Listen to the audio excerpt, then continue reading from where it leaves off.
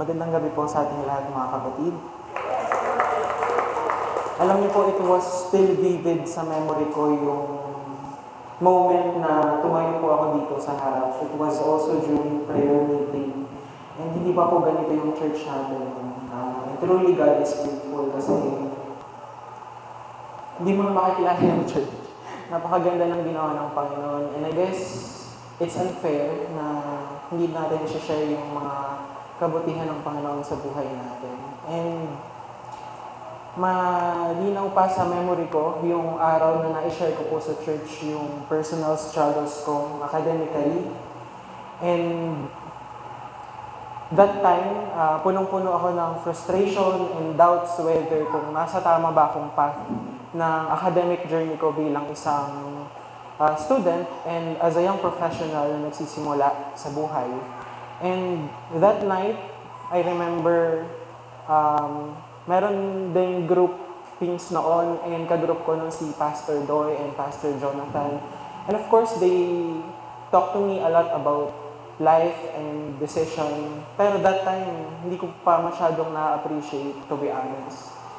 And I thought na magiging smooth lahat. But then again, it was a rough journey for me. And I made a promise to myself na one day, I'll stand here before you. Tatayo not to share my frustrations and doubts, but to testify kung gaano po kabuti yung Panginoon sa buhay natin. Growing up in this church community, I was taught to trust sa plano po ng Panginoon sa buhay ko. However, I was embarked with the challenges during my academic journey as a mechanical engineer. And I found myself full of doubts and uncertainty. And despite my best efforts, I couldn't shake the feeling that I didn't belong kung nasan po ako ngayon. It was never easy. Hindi po naging madali ang engineering journey ko. And to be honest, first year pa lang ako, I felt na hindi po ako fit for engineering. And ayoko na, to be honest. During my freshman year, I think I've spent a lot more time thinking kung nasa tama akong path rather than focusing doon sa studies ko. And one time, during our calculus exam, I can clearly remember this scenario. I was sitting at the back of our classroom and we were taking this calculus exam. I finished early.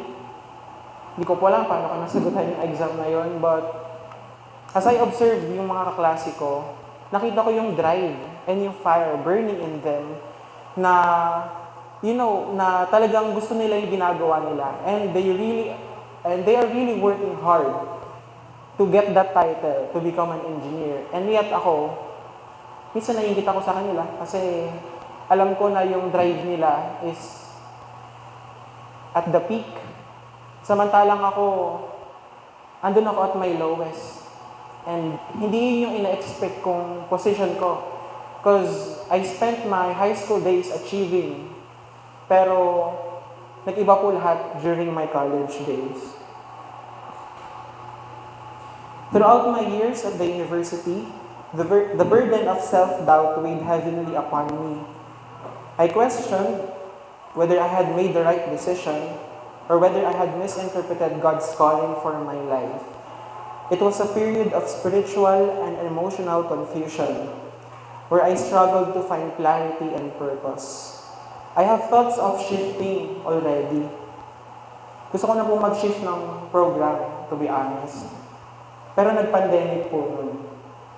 So, yung mga typical classes, face-to-face classes, naging online classes siya. And it's hard na mag-process ng shifting kasi nag-a-adjust pa lahat sa bagong setup. Though possible, but during that time, mahirap mag-process since everyone is adjusting. So I told myself, try ulit natin isang sempa. Yung bawat araw po na dumadaan, it felt like years to me. I feel like anytime soon, sasabog po yung utak ko sa sobrang dami kong iniisip. Kasabay po nun yung mga mahirap na subjects, as well as yung doubts na namumutawi sa heart ko. I actually asked my parents kung pwede ba akong magpa-check up sa isang I guess, psychiatrist or psychologist. But during that time, lumapit ako sa, I think pandemic noon, nagkaroon po yung visionaries ng online Zoom meeting and I raised that question. Kung yung mga Christians po ba, dapat makaranas ng, alam mo yun, ganong challenges. And as the word calls it, depression. Pero hindi po yun nangyari. Hindi po ako nagpatingin sa doktor. And noong mga panahon po yun, lagi po akong nakakulong sa kwarto. And I don't want to interact with anyone because I feel like no one would understand. And there are moments where I am thinking of ending things already. But thank God it didn't happen. And yun po yung pinakamalungkot na part ng buhay ko. One morning, one of my classmates messaged me, congratulating me. Noon na hindi ko po alam kung bakit. But when I checked the message and I clicked yung link na sinend niya, I saw my name as one of the awardees for Dean's List during that year. To my surprise, nagulat ako kasi it was never really, a goal that I made. Ang gusto ko lang matapos na to. Imagine, first year pa lang ako noon, gusto ko na agad graduate. Ilang sem pa yung dadaan bago ko graduate. And ilang days pa yung dadaan bago ko makuha yung diploma. Of course, as someone who receives an award, I felt really happy and accomplished. Kasi despite of my troubles, I guess hindi ko naman po pinabayaan yung pag-aaral ko. I exerted extra effort. And I guess, nagbunga naman siya. And I told myself that time, okay Jeff, I guess pending muna siguro yung pag-shift natin ng program. Nagpatuloy po yung ganong situation and setup. Kapag may mga panahon po ng doubts, nagbibigay po ang Panginoon sa akin ng reason not to live. And doon ako nag-start magtanong sa isip ko, kung ano po ba yung gustong gawin ng Panginoon sa buhay ko. Kasi may choice naman po akong mag-shift sa totoo lang, para tapos na po yung usap. Wala na po akong ita-testify sa harap nyo. Magiging madali po yung college life ko. Pero I guess as Christians, dadaanan po natin yung mahihirap. Doon natin malalaman kung talagang anak tayo ng Panginoon. Kapag napagtugumpayan natin yung mga challenges na yun. Dumaan po yung higher years ko, and there are still winning moments. And I guess one of the most significant achievement natin nung higher year ko, nung nanalo po ako or yung group namin ng isang international competition. And I guess napanood po yun nila Ate May and ng family ko. I guess yun po yung isa sa mga proudest moment ko na masasabi ko, feeling ko, may gustong sabihin at gawin yung Panginoon sa buhay ko. Kasi ayoko po talaga ng engineering. And yet, I am achieving. Naging ganun po yung setup and situation hanggang sa di ko po namalayan, nakagraduate na po ako. Akala ko pag nakagraduate na, okay na. Nalimutan ko may board exam pa po pala. Typical scenarios kapag nakagraduate is magpe-prepare for the boards. Kaya siguro hindi niyo po ako nakikitang tumatayo dito kasi I was in Manila for, I guess, 6 months in preparation for my board exam. To be honest, during that time, habang bumabiyahe po kami ng family, papunta po sa dorm kung saan po ako mag-stay, hindi pa rin po ganun buo sa loob ko yung na talaga ba, Jeff, magiging engineer ka? And I guess nandito na rin naman, so bakit hindi na lang din ituloy? And sabi ko, this time, ilalaban ko na to. For some reason, during my review period, medyo ginanahan po akong mag-aral. Maybe because napagtuunan ko ng pansin yung major subjects ko during college. And I guess nagbunga naman siya. There are topics na challenging for me, pero wala nang panahon para mag-procrastinate and complain since araw-araw iba-iba ng topic sa review center. Fast forward, a few weeks before the board exam, ramdam na po yung pressure at kaba sa review center. Even yung mga instructors namin was really kabado for us kasi meron pong balita na magpapalit po ng examiner.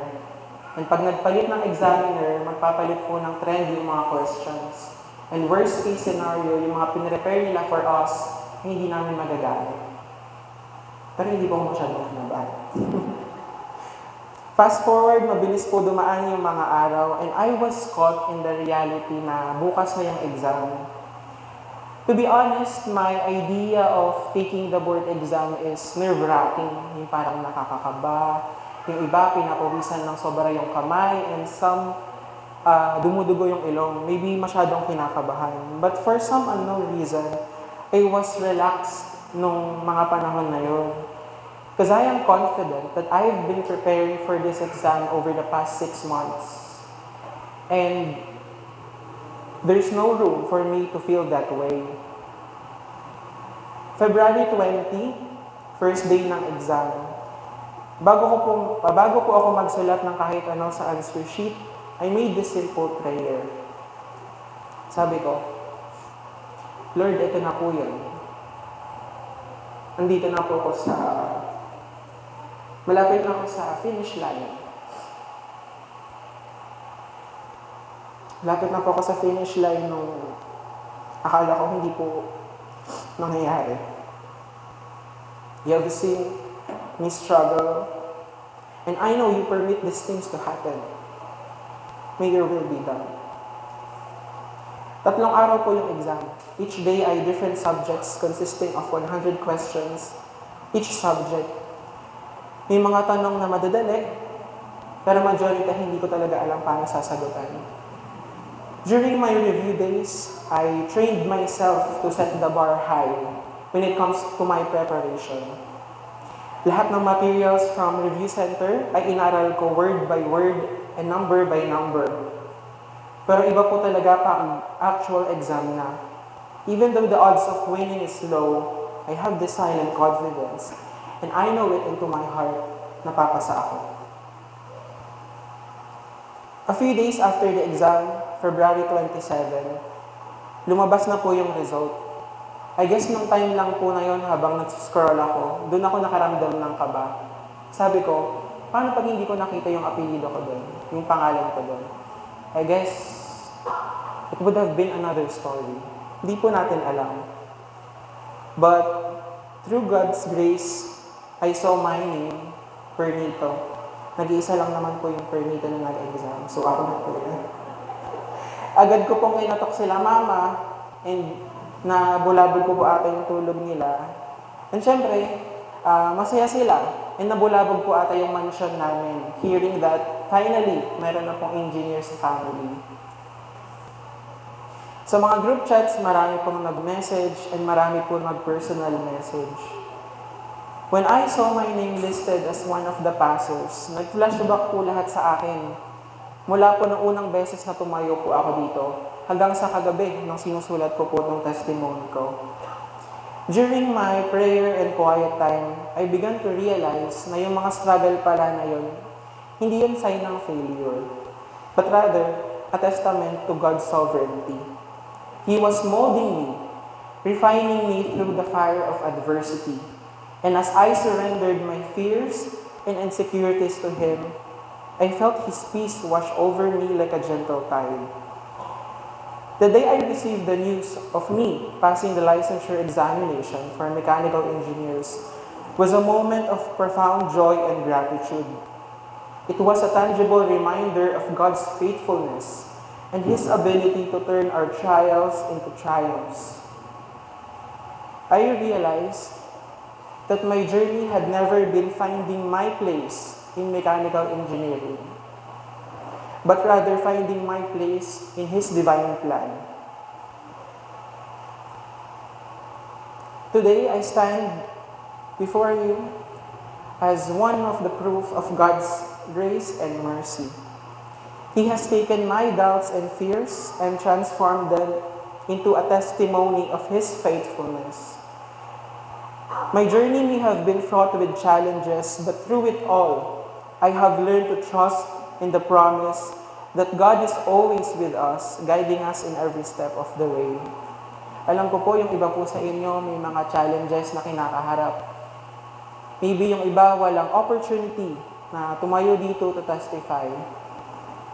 But may this testimony serves as a source of encouragement to all who are facing their own challenges. Sana wag po nating kalimutan that God is always at work sa buhay natin, even in the midst of our darkest moments. Let us cling to His promises, knowing that He who began a good work in us will carry it into completion until the day of Christ Jesus. To God be the glory.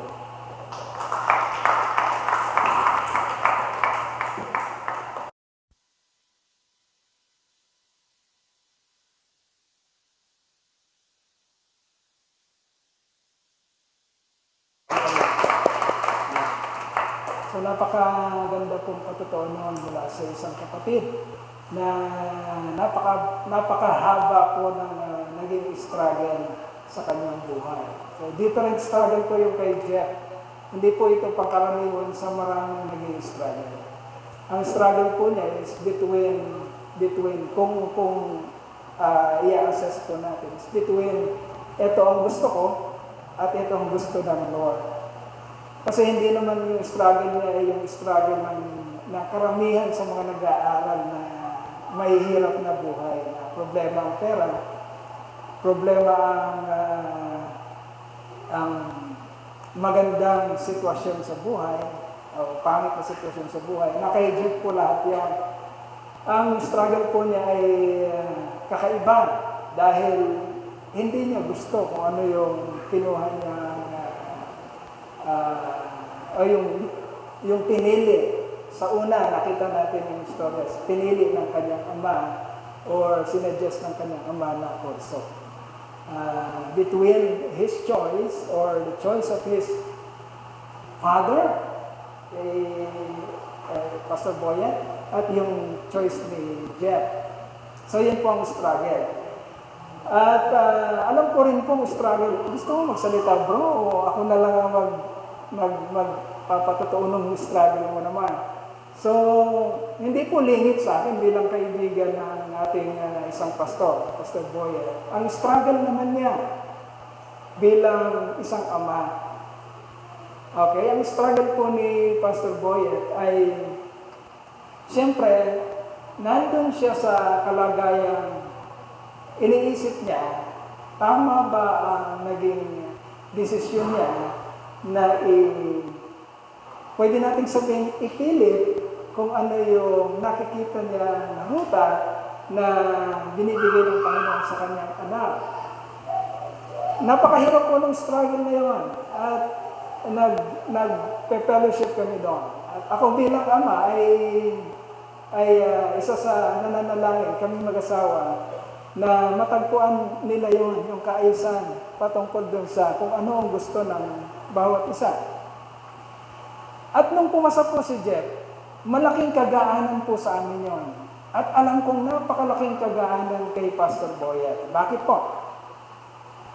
Kasi po kung hindi pumasa si Jeff, maaring nagkaroon ng malaking katanungan, hindi lamang po sa isip niya, maging katanungan din sa mga alamang istorya na tama ba talaga yung ini-insist ng magulang patungkol sa kanyang anak.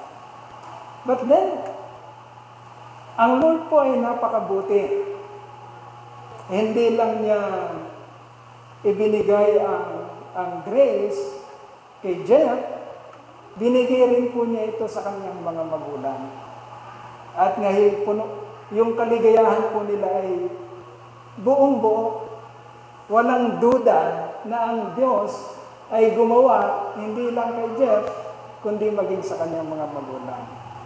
Okay? So, meron po tayong message ngayon, pero hindi na po natin papatungan yung message ngayon. Napakagandang message po ang narinig natin sa patutuon ni Engineer Jeffrey Pernito.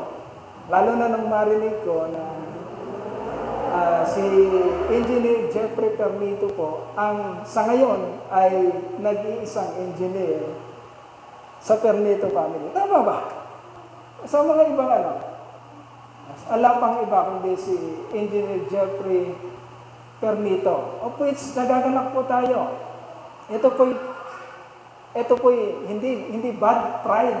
Ito good pride po, hindi lang ng Ternito family, kundi ng Truth and Life Christian Church.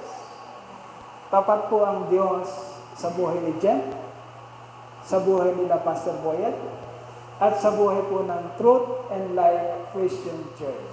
At napakainam po nung challenge ni Brother Jeff kanina. Sama pa, sabi niya, maybe struggling, maybe different struggle sa ating buhay. Hindi naman kagaya ng sa kanya. Pero naging struggle tayo. Marami sa atin naging struggle ngayon sa buhay.